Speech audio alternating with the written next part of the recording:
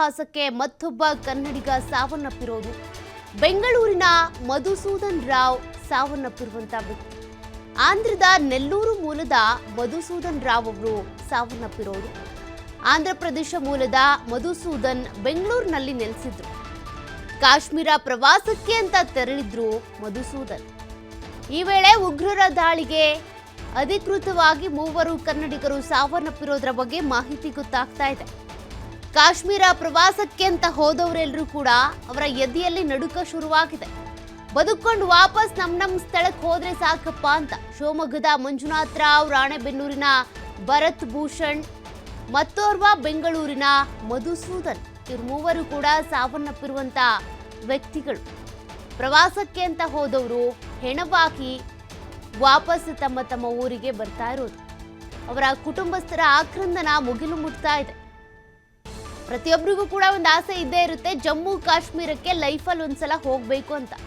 ಹೀಗಾಗಿ ಮಕ್ಕಳಿಗೆ ಹಾಲಿಡೇಸ್ ಇದೆ ಅಂತನೋ ಅಥವಾ ಪ್ರವಾಸದ ಒಂದು ಪ್ಯಾಕೇಜ್ ಬುಕ್ ಮಾಡ್ಕೊಂಡು ಹೋಗಿರ್ತಾರೆ. ಸಾಕಷ್ಟು ಖರ್ಚು ಮಾಡ್ಕೊಂಡು ಹೋಗಿರ್ತಾರೆ ಅವರ ಕನಸನ್ನ ಫುಲ್ಫಿಲ್ ಮಾಡ್ಕೊಳ್ಬೇಕು ಅಂತ. ಬಟ್ ನಿನ್ನೆ ಆದಂಥ ಒಂದು ಘಟನೆ ಏನಿದೆ ಇಡೀ ದೇಶವನ್ನೇ ಬೆಚ್ಚಿ ಬೀಳಿಸ್ತಾ ಇದೆ. ಜಮ್ಮು ಕಾಶ್ಮೀರಕ್ಕೆ ಹೋಗೋರು ಪ್ರತಿಯೊಬ್ಬರ ಎದೆಯಲ್ಲೂ ಕೂಡ ಈಗ ನಡುಕ ಶುರುವಾಗಿದೆ. ಯಾರ್ಯಾರು ಟಿಕೆಟ್ ಬುಕ್ ಮಾಡ್ಕೊಂಡಿದ್ರೋ, ಯಾರ್ಯಾರು ಪ್ಯಾಕೇಜನ್ನು ತೆಗೆದುಕೊಂಡಿದ್ರೋ ಅವರೆಲ್ಲರೂ ಕೂಡ ಕ್ಯಾನ್ಸಲ್ ಮಾಡ್ಕೊಳ್ಬೇಕು.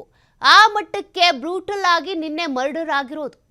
ನೀನು ಹಿಂದೂನಾ ಅಂತ ಕೇಳಿ, ನಿನ್ನ ಹೆಸರು ಕೇಳಿ ಅವರ ತಲೆಗೆನೆ ಗುಂಡಿಟ್ಟು ಕೊಲೆ ಮಾಡಿರೋದು. ಹೆಂಡತಿ ಮಕ್ಕಳನ್ನ ಹಾಗೆ ಬಿಟ್ಟಿದ್ದಾರೆ. ಕೇಳಿದ್ರೆ ಯಾಕೆ ನಮ್ಮನ್ನು ಬಿಟ್ಟಿಯಪ್ಪ, ನಮ್ಮನ್ನು ಸಾಯಿಸ್ಬಿಡು ಅಂದರೆ ನೀನು ಹೋಗಿ ಮೋದಿಗೆ ಹೇಳು ಅಂತ ಹೇಳಿರೋದು.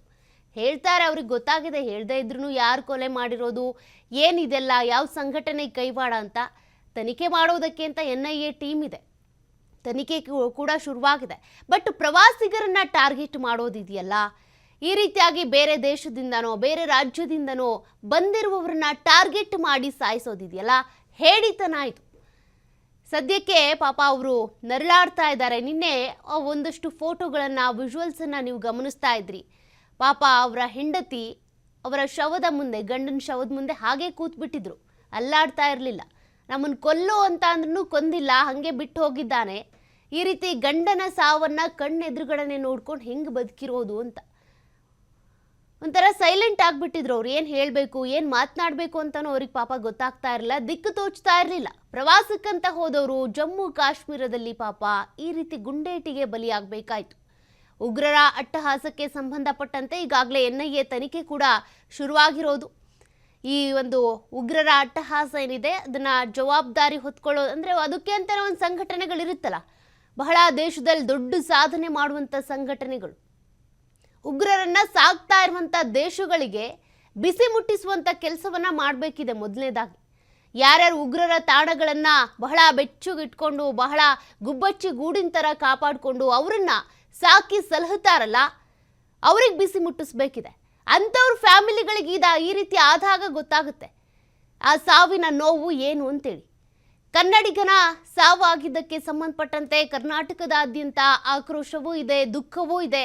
ಈ ರೀತಿ ನಾವು ಜಮ್ಮು ಕಾಶ್ಮೀರಕ್ಕೆ ಹೋದಂಥ ಸಂದರ್ಭದಲ್ಲಿ ಈ ರೀತಿ ಹಾದಿ ಹೆಣವಾಗಿ ನಮ್ಮನ್ನು ಕಳಿಸ್ತಾರೆ ಅಂತ ಅಂದರೆ ಇದಕ್ಕೆ ಯಾರು ಜವಾಬ್ದಾರಿ? ಹಾಗಾದರೆ ಕೇಳಿದ್ರೆ ಅವ್ರು ಹೇಳೋದು ಹೋಗಿ ಮೋದಿಗೆ ಹೇಳು ಅಂತೇಳಿ.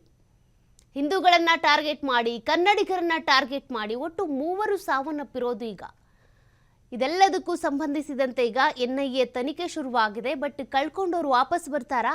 ಆ ಕುಟುಂಬಸ್ಥರ ಆಕ್ರಂದನ